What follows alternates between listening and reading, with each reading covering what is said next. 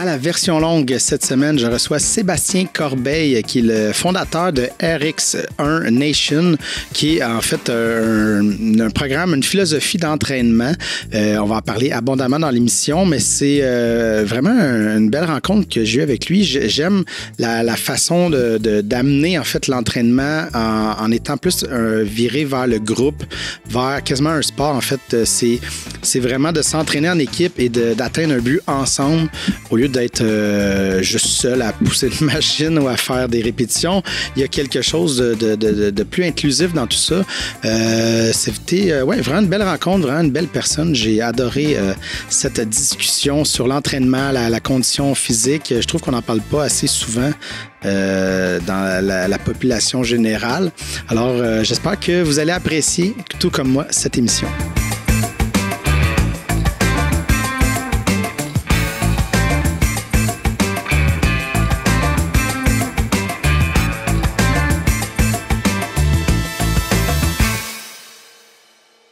Alors, Sébastien, merci beaucoup d'avoir accepté mon invitation à venir à l'émission. C'est ça, je suis rendu, je pense, c'est l'épisode 58. Je me suis rendu compte que j'ai parlé de plein d'affaires, logements sociaux, plein de mouvements, mais je n'avais jamais parlé d'entraînement puis de tout le côté, le bien-être physique, les bonnes habitudes de vie. Fait que je me suis dit, allons-y, trouvons quelqu'un qui va fitter dans ce profil-là. Mais pour commencer, j'aimerais savoir un peu ton background. En fait, tu sais, t'es tombé un peu comment là-dedans dans l'entraînement, dans le sport, je sais pas, qu'est-ce qui a été ta porte d'entrée là-dedans? Moi, ça a commencé, j'étais joueur de hockey pas mal toute ma vie, dans le fond. Puis en 98, dans le fond, j'étais joué MJ3 à Gatineau. OK. Puis à partir de là, la suite des choses, de fait, j'étais invité à des camps juniors, je trouvais pas ma place, on voulait que je sois là comme batailleur, mais c'était pas vraiment dans mes valeurs. Puis l'éducation était vraiment importante pour moi. Puis j'ai eu la chance, un de mes chums, David Demers, qui m'a donné l'opportunité d'aller jouer à Boston avec lui, du moins d'aller faire un camp d'entraînement. OK. Mais à l'université ou c'était... c'était junior là-bas, Boston, dans ce coin-là, dans le but d'arriver au niveau universitaire après ça. Okay. Puis, écoute, je suis parti avec lui, il était, je pense, 5 h du matin, je disais à mes parents, ciao, le visite, puis je m'en vais à Boston, ma mère va te coucher, elle pensait que je niaisais. Fait que je suis parti, puis on est monté à Boston ensemble. Fait l'équipe là-bas, ça a bien été. Fait qu'on a passé, je pense, 2 ans et demi à se promener. Là, on avait des maisons d'accueil là-bas, d'une maison d'accueil à une autre maison d'accueil. Puis à faire notre place dans le junior et tout ça. Okay. Et puis, j'avais été demandé pour une très, très bonne université, l'Université du Maine, les Black Bears du Maine aux États-Unis. Tout allait super bien jusqu'à temps que j'ai eu une mauvaise blessure, dans le fond, qui a comme enlevé un petit peu mes espoirs. Là, Ça arrive souvent au hockey. Hein? C'est un sport pas facile pour le corps. Non, c'est un sport assez rough. Puis des fois, juste une mauvaise blessure, là, c'est quelque chose que tu peux traîner pendant un petit bout. Fait que c'est ça qui m'est arrivé. Fait que malheureusement, après ça, je suis retourné au Québec. Dans le fond, je suis retourné à Montréal. Là, j'étais pas mal dans une zone de ma vie, mettons, pas trop un petit peu dépressif, on va dire, de même, dans ce temps-là. Puis, par chance, il y a une équipe aux États-Unis de Division 3 qui m'a appelé, universitaire, elle m'a dit, écoute, on aimerait savoir un joueur de hockey que nous autres, on t'a vu jouer, on sait que t'as une blessure, tout ça, puis mais je pense qu'on peut te remettre sur le piton, si tu veux. Fait que je suis monté là-bas, ça s'appelait Fitchburg State College, c'était à environ 45 minutes là, à l'ouest de Boston. OK. Puis, fait que je suis rentré là, puis... Là-bas, aux États-Unis, quand tu arrives à l'universitaire, tout de suite, tu dois choisir un métier, dans le fond. C'est comme une orientation. Okay, j'ai appris l'orientation d'être professeur de primaire, dans le fond. Toutes les classes, pour rien nécessairement spécifique. Ouais. Mais au travers du premier mois, la façon qui fonctionne là-bas, c'est que tu essaies pas mal tous les métiers, si tu veux, ou les branches dans ta première année universitaire. Mettons, tu as 4 années universitaires.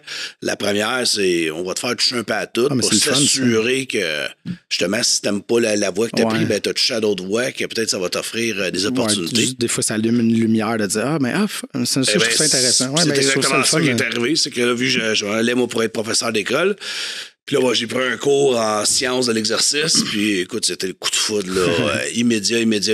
Fait que j'étais voir mon conseiller là-bas. Puis j'écoute, je veux changer de branche.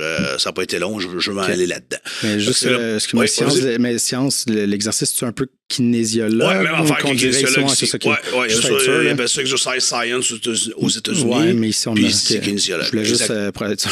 Oui, exactement. Donc, c'est là que mon amour vraiment pour l'entraînement a débuté. Tu veux pas, au travail, le hockey, je m'entraînais, j'aimais ça.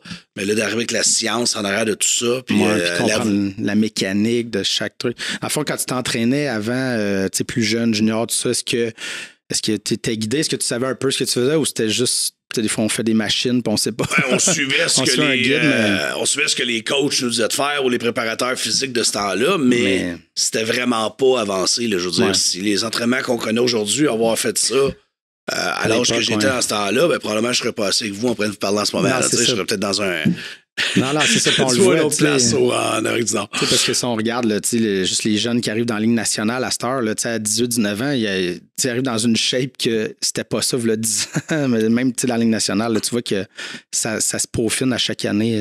Maintenant, les jeunes très, très jeunes, là, je regarde, on a justement au gym que j'ai, on a des jeunes là, qui ont 9 ans, 11 ans, sont déjà dans ces types d'entraînement-là là, pour s'assurer qu'ils sont au maximum de leur performance. Ouais. Pour nous, c'était vraiment pas ça. C'était de la machine, tu faisais son circuit de machine, tu courais un petit peu, puis tu te considérais en forme, mais directement relié au sport, c'était pas assez pour dire qu'on a des augmentations de performance. Ouais. Mais là, quand j'ai vu tout ça aux États-Unis, au travail à l'université, là, c'était comme, wow, OK, je veux vraiment faire ça de ma vie, puis tenter d'aider autant des gens à perdre du poids, des gains musculaires, des préparations sportives.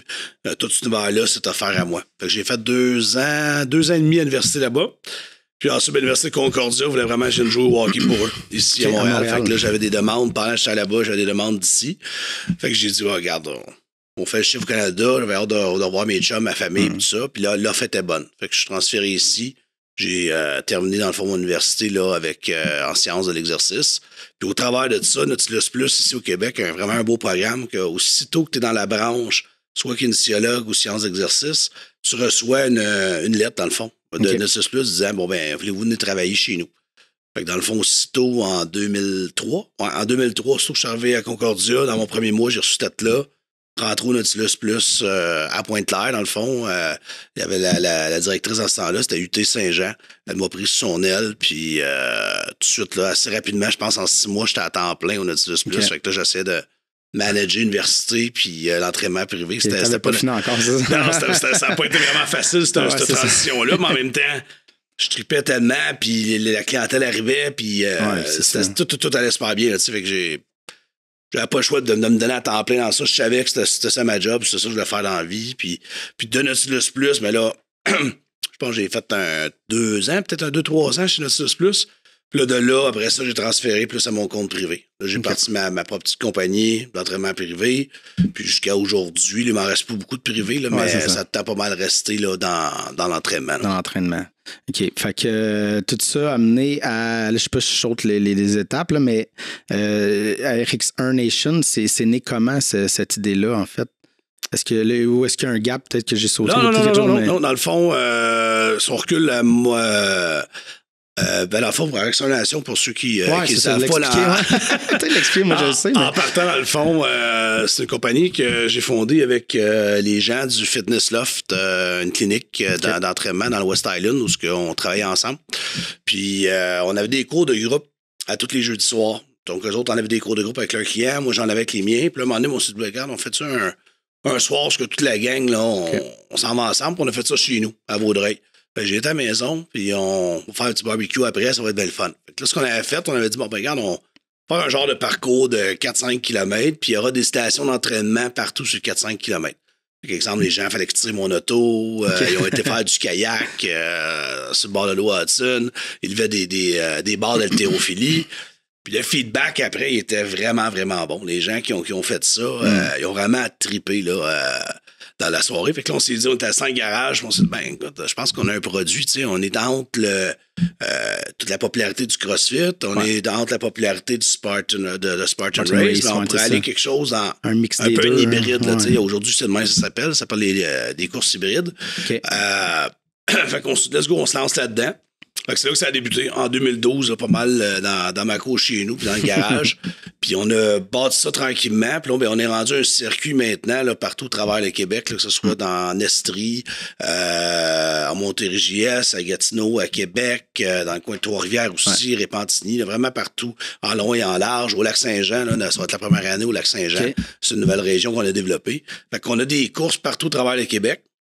Puis ces courses-là, dans le fond, ou événements, plus que je devrais dire, chaque région en a 3, qui a des classements d'équipe. Fait que les gens font des points au travers de leurs courses dans le but de gagner nos coupes à la grande finale qu'on a à Rigaud à toutes les années depuis, ça fait maintenant 10 ans là, qu'on va au Collège Bourget de Rigaud pour faire notre grande finale. Là. Fait que toutes les meilleures équipes du Québec se rendent là et se battent pour les différentes coupes. Puis en gros, une course, un peu je disais tantôt, ça va 4 km à 5, là, ça va pas mal les ranges, même je dirais 3 km à 5 km, là, c'est pas mal ça le range des distances.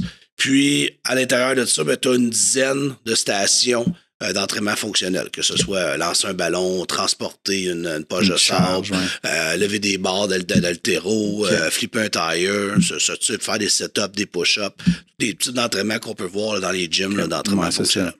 Fait que c'est vraiment, ça regroupe tout ça, mais il y a quelque chose d'intéressant c'est ça, d'y aller en équipe. C'est des équipes de 2, je pense, c'est ça? Ah non, ça va jusqu'à 15. Jusqu'à 15, OK. C'est peut-être juste parce que c'était contrat que j'avais vu. Ouais, ça, c'est un autre événement qu'on a.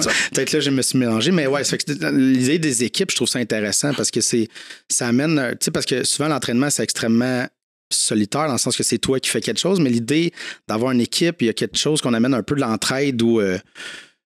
c'est une espèce de synergie là-dedans que ça permet peut-être à te pousser un peu plus que c'est juste toi, mais tu as un partner à côté qui t'encourage. J'imagine que c'est un peu ça l'idée aussi. Oui, exactement. Dans le fond, son recul, dans le fond, tantôt, ce qu'on disait, la racine où ce qui a commencé vraiment à spawn au niveau de ça, c'est quand je travaillais sur Nautilus Plus, il y a pas une trentaine de succursales au travers du Québec. Puis je me disais, comme ça serait le fun que Nautilus Plus Pointe-Claire, on se batte contre Nautilus Plus Longueuil, mettons. Ouais. Cette sorte de compétition-là entre gyms.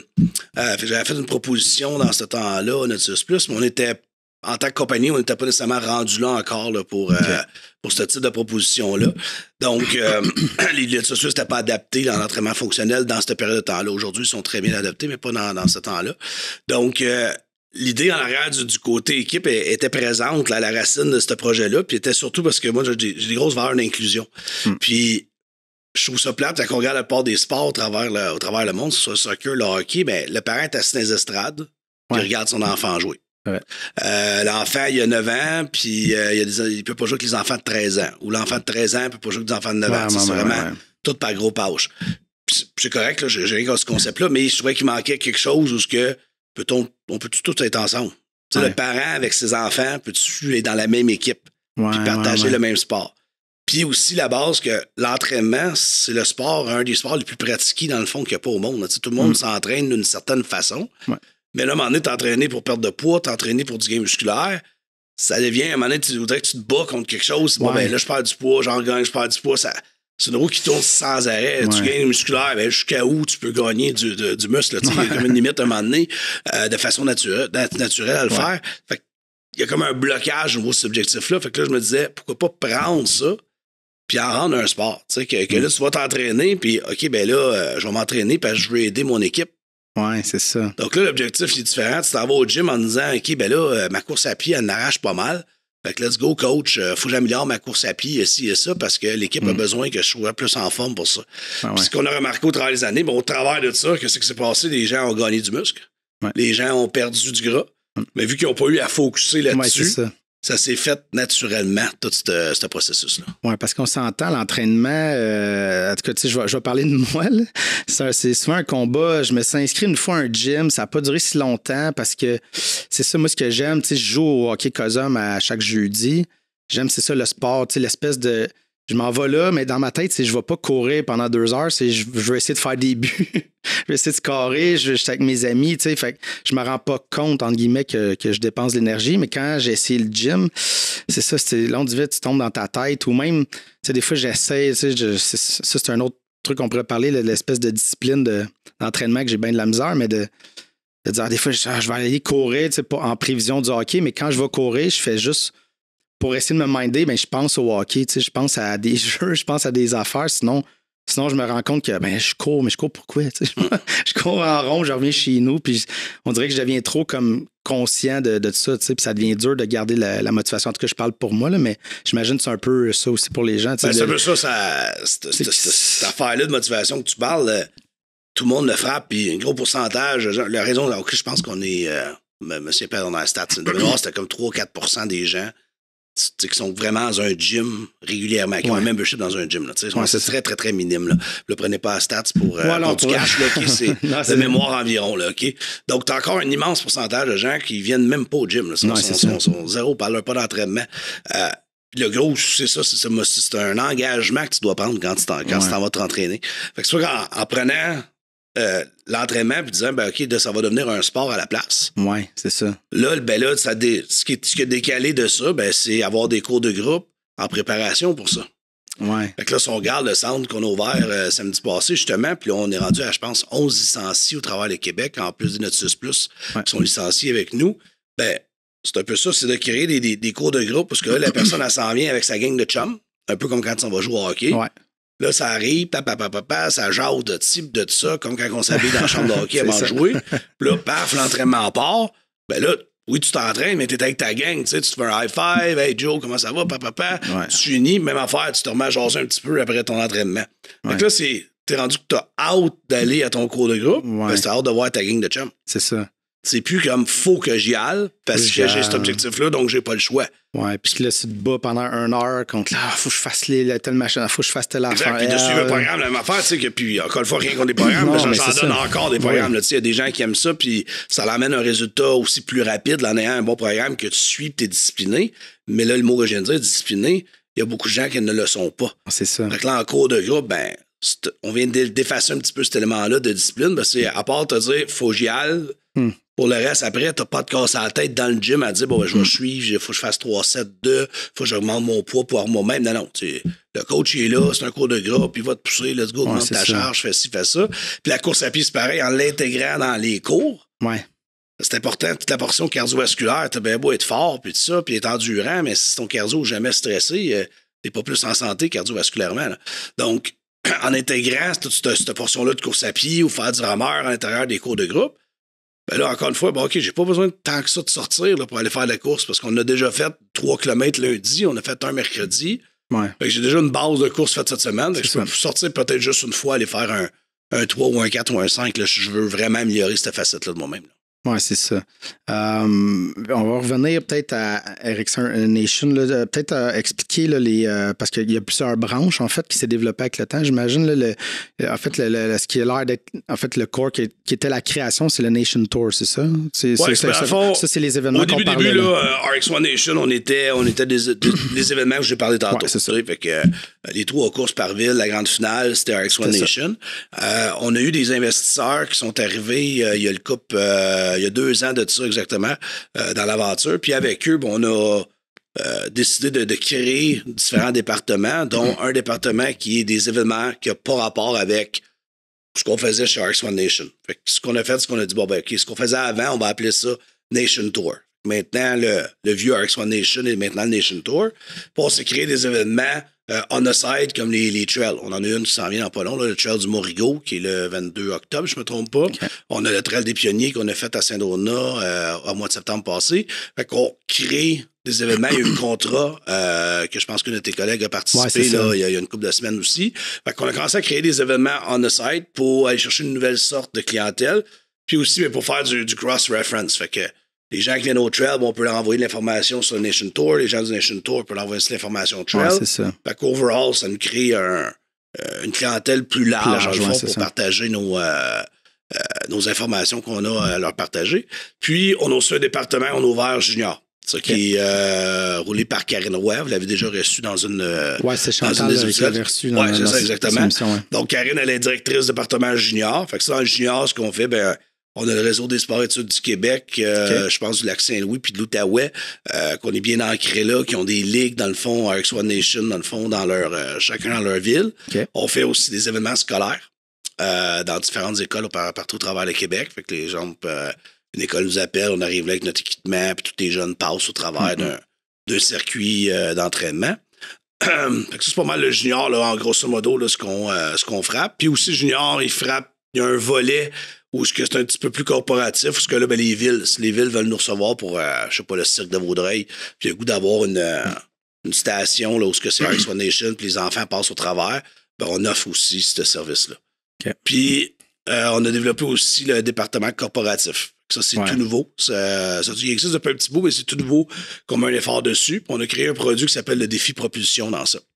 Puis avec ça, dans le fond, nous, l'objectif, c'est de commencer à faire bouger de plus en plus les entreprises.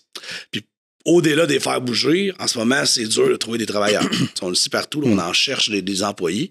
Fait que tenter d'emmener un défi, dans le fond, que l'entreprise elle paie ou paie partiellement des entraînements régulièrement à leurs employés, ben, ça leur donne un edge comparativement aux compétiteurs. Bon, ben, regarde, si t'hésites entre deux jobs, nous, l'entraînement est payé, exemple, à toutes les semaines. Okay, ouais, c'est ça. Là, la personne, elle aime s'entraîner. Bon, ben, écoute, tu peux faciliter ta rétention d'employés de cette façon-là. Puis aussi, les liens de communication deviennent de plus en plus difficiles. En ayant le travail à la maison qui est de plus en plus populaire, là, on voit que les gens se croisaient beaucoup au bureau, là, se croisent un petit peu moins.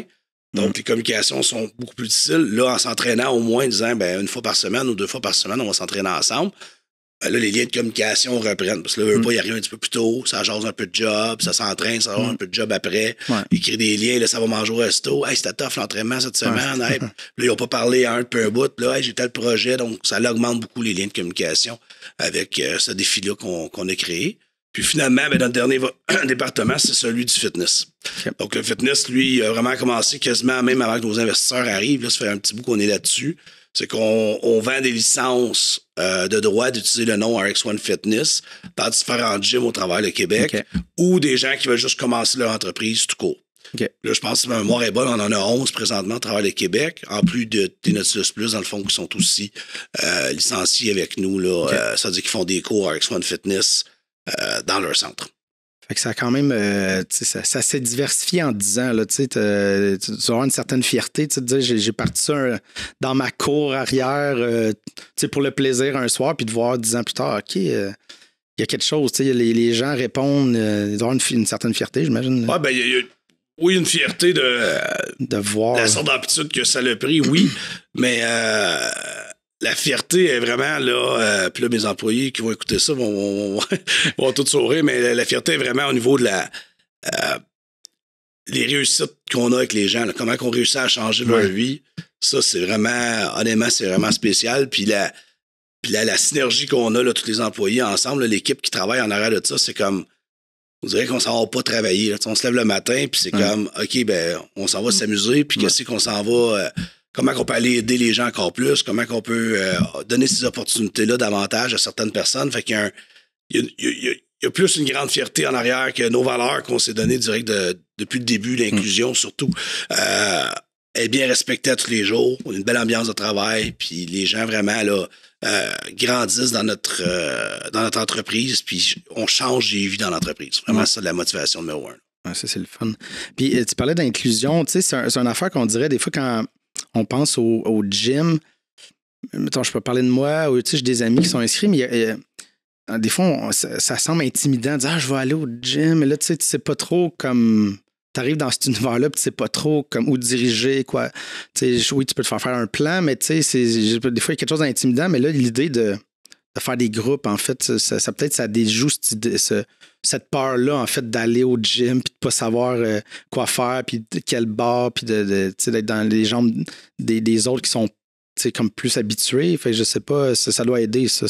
Oui, ben dans le fond, avec la plupart des licenciés qu'on a, c'est des essais gratuits. Là, tu veux pas, t'arrives. Ouais. Là, on sait déjà d'avance que tu t'en viens, puis t'as soit jamais fait ça avant, ou tout simplement t'es nouveau. Les gens qui font partie de groupe sont déjà habitués de voir des nouveaux arriver, puis c'est le fun en tant que coach parce que oui, toi, tu l'intègres tout de suite, mais les gens sont comme aïe, tu sais, comme le nouveau, viens-t'en, là. Viens-t'en dans notre équipe avec nous autres, puis des fois, même, on m'a matché, comme on a eu un jeune qui est arrivé il n'y a pas si longtemps, un petit jeune de 9 ans. Là, au lieu de le laisser avec son père, tu sais, on fait non. Au détage de papa. Ouais, c'est ça. On l'a mis avec quelqu'un qu'on sait que ça ne dérange pas tout le long du cours d'y montrer les bases, c'est ça. Fait que même nous, en tant que coach, on montre les bases, mais le client aussi, Il fait la correction avec quelqu'un, il participe dans le fond à l'intégration du jeune. Ouais. Puis le jeune aujourd'hui, il arrive au cours, il vient 3 fois par semaine, puis un soir c'est un soir c'est l'autre. Il est en équipe avec n'importe qui, puis il parle en 9 ans, il parle avec des gens de 60, 63 comme si c'était des amis. Ouais, c'est le fun, ça. C'est ce que je te disais tantôt, la fierté, quand tu vois des choses comme ça arriver, t'es comme, wow. Le 9 ans, 63, il est complètement disparu. Là. C'est 2 êtres humains qui respectent la même air, qui jasent, puis qui ont les mêmes ambitions. Ouais, puis c'est comme, tu sais, parce qu'il y a aussi l'idée, tu sais, il y en a que, je veux dire, dans l'idée de la perte de poids, il y en a qui sont pas à l'aise avec leur corps ou, tu sais, peu importe, là, mais de dire, ben, je vais être pris en charge et je vais me sentir bien, tu sais, ça doit aider aussi à garder cette discipline-là, d'y aller, tu sais, si t'as pas à te battre avec la crainte de, je sais pas, je suis pas à l'aise, je suis pas bon, tu sais, mais... Non, c'est sûr, mais puis en étant dans le groupe, puis en n'ayant pas, OK, mais là, j'ai ce programme-là à suivre, ou si tu arrives, puis tu regardes ton tableau, puis OK, aujourd'hui, c'est ça qu'on fait. Ben là, t'es jamais dans l'appréhension de, OK, mais là, je sais ce qu'on s'en va faire, ou je connais c'est quoi mon programme, ça me tente pas, c'est plate, ou j'ai pas le goût. C'est tout le temps dans le, OK, j'arrive, puis on verra ce que l'entraîneur a préparé pour nous. Puis, la plupart du temps, la façon dont nous on le fait, sont en équipe, les gens. C'est du travail de cohésion d'équipe qui se fait. Okay. Fait que tu te sens pas comme le poche, si tu veux, parce que tu vas probablement être très, très bon dans quelque chose, moins bon dans d'autres choses, mais là, tes coéquipiers vont te soulever dans ce que t'es bas, puis toi, ben, tu vas soulever dans ce que toi, t'es bon, tu vas soulever l'autre qui est moins bon. Fait que là, à un moment donné, ben, là, tout le monde devient... De très bon niveau, mais par savoir aider un pilote. Mais comment ça fonctionne? Parce qu'on parle justement d'entraide d'équipe, mais comment ça fonctionne concrètement? C'est à cause on fait des points en équipe, là, parce que... Ben là, on parle d'entraînement en ce moment, là, mais en entraînement, c'est pas qu'il y a vraiment des points, c'est plus tu vas arriver, exemple, un coach, n'importe quoi, t'as 1000 sur la corde, 900 set-up, 800 push-up, 700, whatever. Là, on met un nombre de répétitions, puis on dit, bon, ben, go à la gang, on doit tout finir ça à la gang. Okay. Fait que là, toi, tu pars, ben, je vais aller faire des push-ups. OK, c'est beau. OK, on va aller faire des set-ups. Puis là, ben, à la fin, il faut tenter de finir tout notre tableau. OK, c'est ça. Fait que chacun, mettons, il y a 700 push-ups. Ben, moi, j'ai réussi à en faire tant. Fait que ça descend. Exact. Le 700, il descend tout le temps. OK, moi, je comprends. Dans le fond, ça, c'est un type d'entraînement qu'on va faire. Mais dans ce type-là, par exemple, là, justement, on aime ça à faire ça pour les nouveaux. Là. Quand les nouveaux arrivent, c'est le type d'entraînement qui est tout le temps le mieux parce que là, le nouveau peut se dire, ben, OK, ben, je suis bon en course à pied, fait que je vais aller faire un peu plus de ça, tu sais. Puis là, il se sent bien parce qu'il a vraiment aidé l'équipe. Il a réussi à faire baisser le temps. Exactement, tu sais. Fait que ça, c'est des entraînements qu'on aime bien faire pour une introduction, parce que les gens peuvent vraiment choisir un peu ce qu'ils veulent faire. Fait que souvent, ils vont aller dans les choses qui sont plus faciles pour eux, mais au moins, ils vont se sentir bien, ils vont se sentir bien acceptés dans le groupe, puis qu'ils ont eu un impact apport, positif, un apport, c'est ça, exactement. Ça, Mais après ça, on va avoir, exemple, des fois, on va faire les gars contre les filles. On va y aller avec... on a différentes catégories chez RX1 là, pour quand tu fais tes courses. Amateur, inter, expert, pro. Ben, des fois, on va faire à soir, ben, c'est catégorie contre catégorie. Tu sais, qu'on s'amuse avec tout le temps du mini-compétitif, si tu veux, ou du travail d'entraide. Ça fait que là, mettons, les experts, ils ont plus de poids, ils ont plus de répétitions, peu importe. Fait que l'intermédiaire, il se sent pas mal de dire, moi, je suis pas capable de lever cette barre-là, mais dans ma catégorie, je vais me battre contre... C'est d'emblée ça. Mais ça, j'aime ça parce que, tu sais, puis là, ça, c'était mon expérience personnelle. J'avais essayé un essai CrossFit une fois, puis ça s'était moyen passé parce que je pense que c'était trop intense, mon try-out. Puis en plus, j'étais allé avec un ami qui, lui, était extrêmement trop en forme, là. Fait qu'on dirait que je suivais son rythme à lui au lieu d'écouter mon corps, tu sais. Fait qu'à un moment donné, j'ai frappé un mur solide, là, tu sais, j'ai baisse de sucre. J'étais allé vomir aux toilettes. Parce que c'est ça, tu sais, c'était comme trop... faut faire ça, chacun. Puis quand tu suis l'autre, que lui, il est comme infatigable, j'ai pas vu venir la chute, tu sais. Fait que, mais dans cette idée-là de, OK, ben il y a ça à faire, ben je vais donner l'apport que je suis capable en essayant de me pousser, mais en essayant pas d'essayer d'accoter le meilleur... J'aime exactement, c'est un peu ça. Je fais un exemple, à l'osé que 50 répétitions de quel exercice avec une barre, exemple.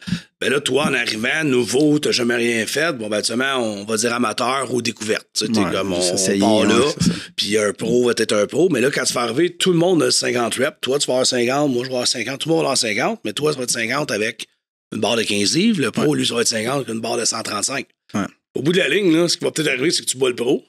Ouais. T'es comme, aïe, j'ai battu le pro aujourd'hui. Tu sais, t'as comme oublié que le poids n'est pas pareil. T'as fini avant lui. C'est cool, tu sais. Aussi de bas, ça sera pas par beaucoup, tu sais. Fait que ça devient un égaliseur. Ça égalise l'expérience. OK. Ah, j'aime ça, cette idée-là. On va peut-être rentrer dans l'idée, là, bon, t'ouvres ton propre gym, en fait, c'est tout récent. Ça a germé comment, cette idée-là, de dire je veux avoir mon endroit au lieu de... Parce que tu licençais partout, mais ça a germé comment, en fait, cette idée-là?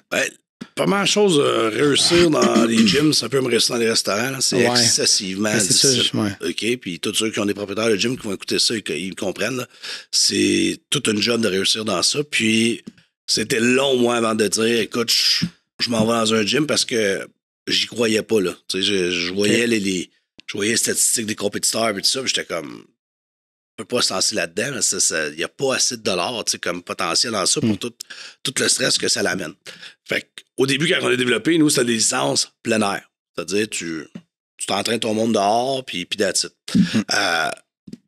Ça a super bien été cette idée-là, à part quand arrivait l'hiver. L'hiver, là, on voyait nos présences descendre de beaucoup. L'été, ça remontait, ce va-et-vient-là, mais en même temps, c'est sécure. Tu n'as pas de dépenses ou presque avec une entreprise comme ça. Donc, c'est une entreprise qui était sécure, mais qui avait un potentiel de développement limité. Ouais. Fait que là, c'est la directrice de département, Christelle, dans le fond, de Gatineau, qui a dit écoute, nous autres, on va l'essayer comme loin local pendant l'hiver. Puis, c'est un peu de même que ça a commencé. Là, on a vu comme, OK, c'est un petit local, ça fonctionne. Si on ne va pas trop de dépenses, on commence tout petit. On est capable de bien rentabiliser ça, d'avoir une clientèle qu'on ne perd pas pendant l'hiver puis qui reste à longueur d'année. Fait que les statistiques qui ont sorti bonnes avec un petit local. Puis là, nous, on est les premiers à faire l'expérience de, OK, allons-y une bonne superficie de local, mais utilisons notre recette qu'on a créée chez Erickson Fitness, puis voyons voir si on est capable de rentabiliser ça de la bonne façon. Fait qu'on est un peu en essai, nous, là, pour la région de Vaudreuil, là, pour tous les autres licenciés, après avoir ce pied carré-là qu'on est rendu, nous, là, on a 4500 pieds carrés, on peut-tu rentabiliser ça de bonne façon là, avec le système qu'on a en ce moment. Là. OK. Fait que ça, c'est de voir comment ça va répondre là, pour l'hiver, surtout l'hiver, mais même l'été, là, vous allez, dans le fond, ça va être à partir de ça... mais vous allez quand même faire du plein air. Là, est-ce que vous avez de la place? On a arrêté ça complètement. C'est ça. Tout faut ramène ça. Là, depuis qu'on a nos locales, là, c'est-à-dire qu'on a arrêté ça. On sort dehors, c'est ça, là, mais le main business, il est à l'intérieur. Il ramène ça, là, Puis, mais là, comme je dis, ça fonctionnait bien qu'un petit local. Je pense qu'on avait 1350 pieds carrés. Fait qu'on maximisait bien le pied carré intérieur. Mais là, comme pour moi, pour le bien-être de l'entreprise, dans le fond, je fais un essai là, présentement à voir, OK, allons à une superficie qui est plus régulière, là, avec un quelques 1500. Voyons voir si avec notre technique à nous, on est capable de bien rentabiliser ça, ces pieds carrés-là. Et c'est ça, j'imagine que le stress de l'entrepreneur, l'idée de genre-là, on loue un truc, il y a comme des... On dépense plus d'argent pour espérer que ça grossisse. Là, cette fibre entrepreneur-là, tu l'avais-tu... Ça s'est-tu développé avec le temps ou t'avais-tu du monde dans ta famille qui... Mon père n'a jamais aimé se faire bosser. Il était entrepreneur toute sa vie. Okay. Ma mère a travaillé un peu, mais n'a jamais voulu se faire bosser. J'ai un frère qui ne veut pas se faire bosser. On est comme, tu vois que les quatre dans la famille, on n'aime pas se faire bosser. En partant, on a ça. Fait que automatiquement, si tu n'aimes pas te faire bosser, il faut que tu sois ton propre boss d'une certaine façon. Fait que oui, ça fait longtemps que c'est dans ce film entrepreneurial-là est à l'intérieur de moi. Puis, tu vois, j'ai parti ma première business, c'était en 2005 ou 2006, je crois, dans ce coin-là. J'avais 25 ans à peu près quand j'ai débuté ça. Puis ça vient tout le temps avec son lot de stress. Je veux dire, on dort, on pense à ça, on est avec la famille un dimanche soir, puis t'essaies de te concentrer sur ta famille, mais tu as tout le temps ça en arrière de toi là, à réfléchir aux gestes que tu es en train de commettre puis les actions que tu commets. Mais je suis chanceux, j'ai la philosophie que je lis beaucoup. J'ai un gros fanatique de philo. La philo me permet d'aller chercher ce milieu entre, OK, bon, ben là, regarde, t'es là, tu penses à la job, t'es tout en train de penser à ça, mets ça de côté un petit peu, là, puis vois les choses d'une autre façon. Fait que ça me permet de gérer mon stress qui est là, qui est régulier, mais qui ne devient pas négatif envers moi, dans le fond. Ouais, qui gruge pas trop. Là, non, qui reste positif, qui reste comme plus une adrénaline, dans le fond, d'avancer, plus qu'un stress qui t'apaise, qui pèse sur toi, c'est-à-dire. Ben, oui, mais c'est ça, ça me fait penser. Tu sais, moi, j'avais des petits bands de musique, tu sais, j'ai fait des petits shows de musique, mais je parlais souvent de ça, la différence entre le track et le stress.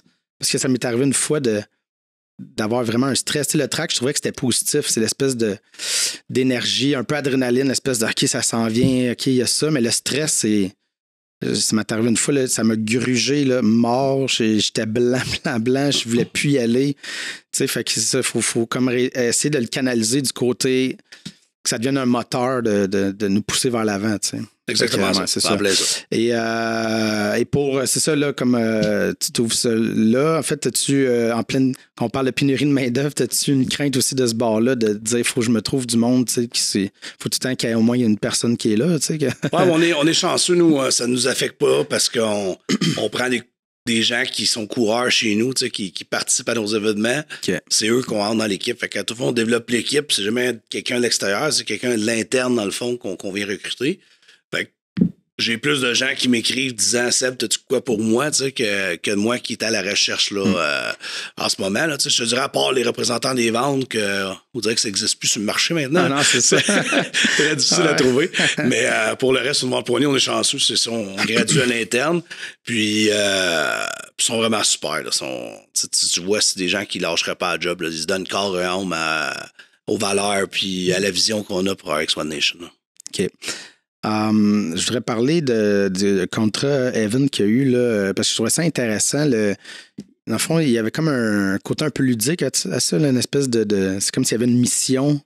Je sais pas c'était quoi comment ça a germé cette idée-là. Ben, dans le fond, un peu, c'était quoi, ça vient d'un de nos coureurs qui avait eu l'idée de faire ça. Du gars, il dit, je peux-tu vous engager, être co-organisateur avec vous autres, puis j'ai une idée militaire que j'aimerais mettre en œuvre. Fait qu'on a dit, OK, écoute, on va essayer ça. Fait que la première année, ça s'appelait le débarquement. On imitait un peu le débarquement de la Normandie, là, sur la plage de Saint-Timothée. Okay. Puis l'idée en arrière de ce projet-là, c'est de créer une immersion militaire, dans le fond, aux clients. Un peu à la Studio Universelle, là, où t'arrives, puis directement à ton arrivée, c'est pas, j'arrive à m'attendre, j'attends mon ticket, puis j'attends mon départ. T'arrives, t'es tout de suite dans ce feeling-là de, OK, il y a une apocalypse, il y a quelque chose qui arrive.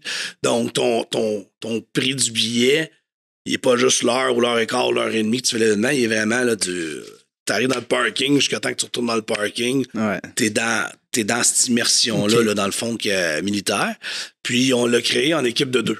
Fait que dans le fond, les gens arrivent, tu te pognes un partner, tu arrives en équipe de 2, puis tu as des missions X à accomplir au travers d'une période de 4 à aller jusqu'à 6 heures. Fait que c'est quand même long comme événement, mais c'est pas un événement qui est nécessairement excessivement difficile. Il n'y a pas de charge pesante. Là. Les charges sont toutes légères, mais tu as beaucoup de transport, tu as beaucoup de kilométrage à marcher.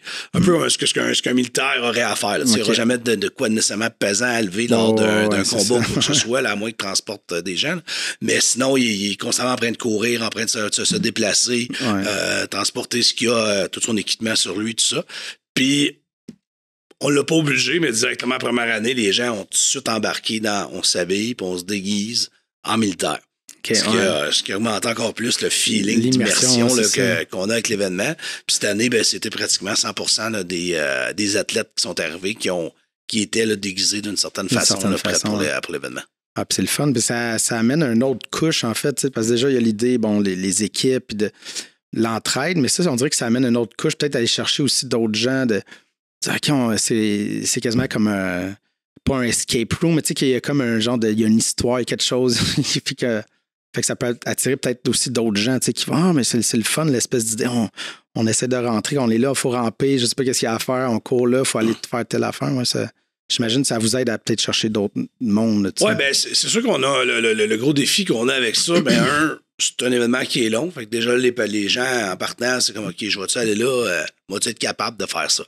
Fait que c'est quelque chose qu'on doit véhiculer mieux l'année prochaine à notre clientèle que tu peux être monsieur, madame, tout le monde, venir faire, tu vas le faire à ton rythme. Puis vu qu'on est plein de soldats qui le fait, un peu comme les entraînements, je te parlais tantôt, on va réussir à t'aider pour terminer ta mission, donc tu vas être capable de le faire. On avait quand même une femme de 72 ans puis une femme de 77 ans là, qui était présente à l'événement. Là. Fait que ils sont en forme, oui, tu vas me dire, mais c'est quand même accessible là, au niveau d'événement. Fait que c'est quelque chose qu'on doit travailler là, à mieux faire comprendre aux gens que vous en venez vous amuser. Puis l'autre côté que tu viens de parler, Tout sûr, petit cul, là, il aimait bien jouer dans la grange, à la guerre, passer à ça. C'est une façon d'aller jouer à ça. Tu sais, comme moi, ma femme puis mon gars, c'est notre événement favori de l'année. Okay, ouais. C'est vraiment, on tripe bien raide de se déguiser, puis de partir, puis d'aller voir c'est quoi l'aventure qui nous attend.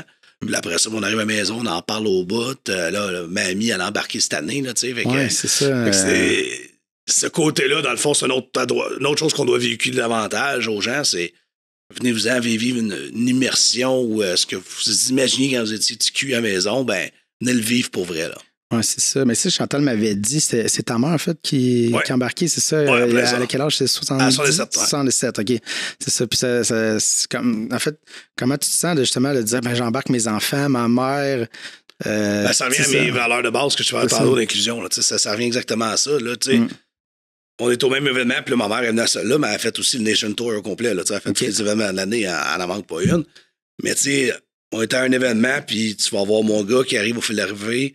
T'as ma mère qui a 67 ans qui arrive au fil d'arrivée, mon gars il a 11 ans. Puis t'as ma femme aussi qui arrive au fil d'arrivée, elle a 39 ans. Là, fait que t'as 3 générations, dans le fond, qui sont là puis qui participent aux mêmes événements, mais qui s'auto-encouragent aussi. T'sais, des fois, parce que ma mère puis mon gars, ils partent à peu près dans les mêmes temps, mais ils sont sur le parcours des fois côte à côte. Là. Hey, lâche pas mamie, lâche pas Frank, ça s'encourage tous les deux. Puis ça, ben moi, voir ça là, en tant qu'entrepreneur puis de ce business-là, c'est une grosse fierté. Grosse fierté de pouvoir voir ça. Ah, c'est clair.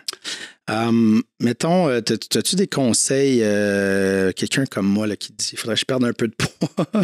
As-tu des conseils pour comment bien se partir puis bien choisir ce qu'on a besoin à faire, là, peut-être plus en perte de poids? Perte de ventre, là.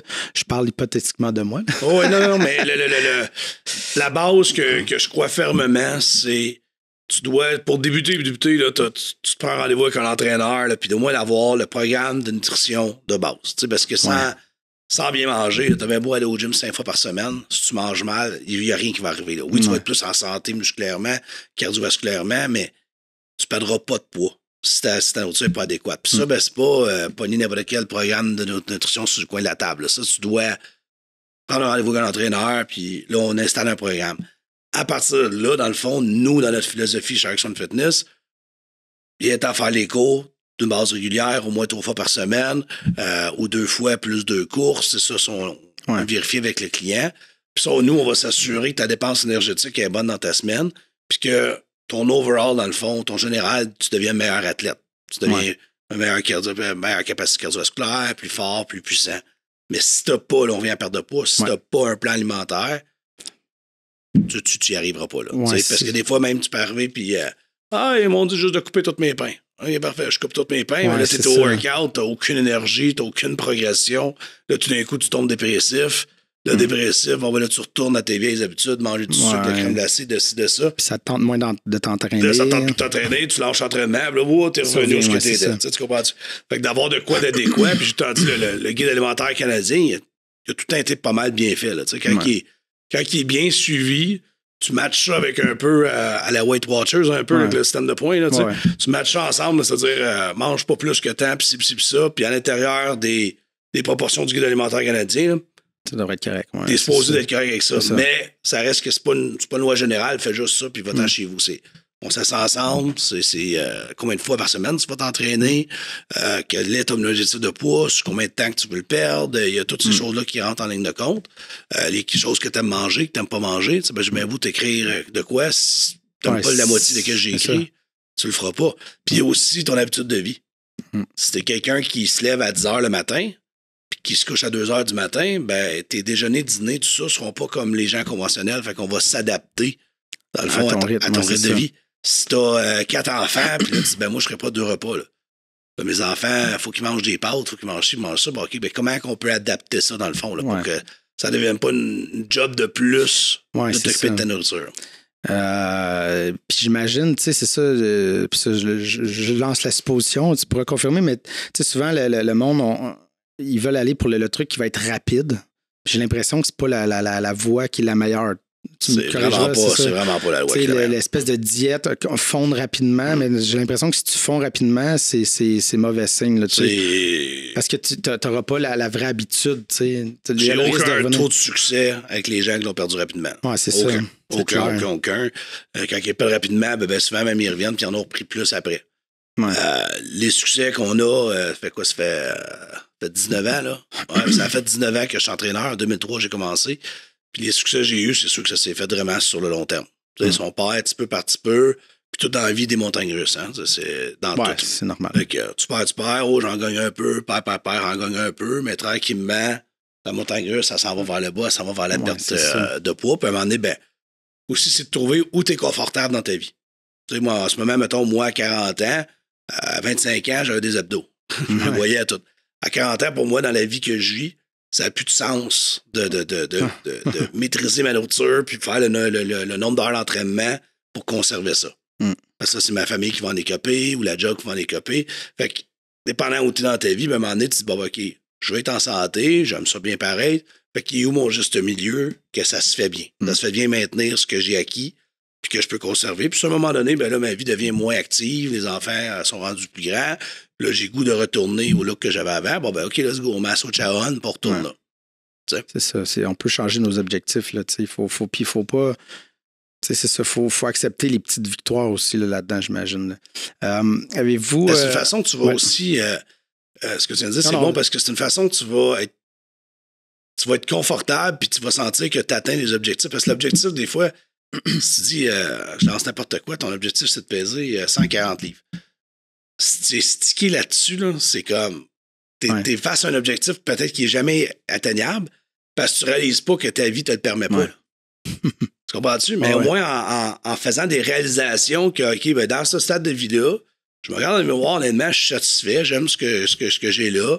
Je cours 5 km à toutes les semaines en bas de 25 minutes. Je m'entraîne 2-3 fois par semaine en cours de gras. Je me sens bien, je monte les marches, je ne suis pas essoufflé. Je ne suis pas en train de trop me casser la tête avec ma bouche, je fais attention, mais... Tu sais, puis là, tu vois, je suis bien, c'est juste au milieu-là. Là. Ouais, c'est où le problème, là? C'est ça.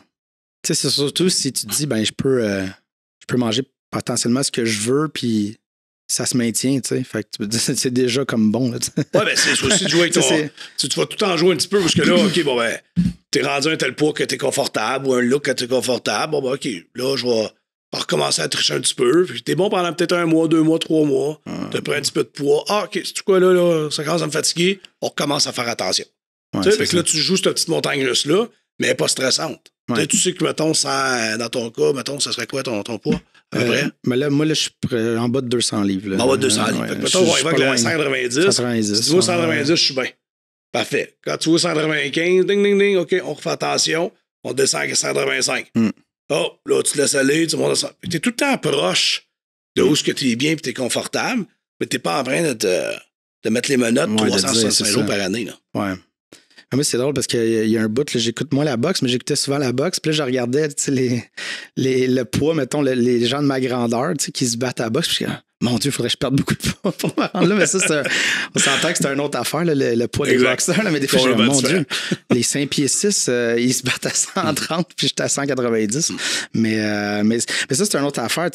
Souvent, on parlait de l'indice de masse corporelle, là, mais il semble, je me dis, des fois, c'est pas. Parce que le muscle et le gras, c'est pas la même affaire. Fait que, des fois, cet indice-là de dire, je fais tel poids, mais c'était un peu musclé. Ah non, ça, faut. C'est faire. C'est plus une norme qui est intéressante pour le médecin qui, lui, rapidement, n'a pas le temps de faire des pincées puis de checker l'exactitude. Fait que pour eux, c'est une belle indication de dire à la personne, mais fais attention, fais pas attention. Puis les médecins d'aujourd'hui, mettons, moi, il arrive avec une IMC, mon IMC n'est jamais bonne. Je suis trop pesant pour ma grandeur. Ouais, mais ils voient comment je suis bâti. Ils me disent tout le temps, inquiète-toi pas que ça. C'est juste parce que t'es bien musclé, fait que c'est sûr que t'es plus lourd. Mais eux vont l'utiliser, puis c'est correct aussi, parce que oui, il va y avoir des gens qui, aussi clairement, le IMC n'est pas bon, mais clairement, aussi visuellement, c'est pas bon. Fait que ça leur donne un outil supplémentaire pour dire, monsieur, faites attention, vous êtes dans des zones dangereuses. Fait que c'est un outil qui est encore utile au niveau. Il faut faire attention. Il faut pas le prendre comme.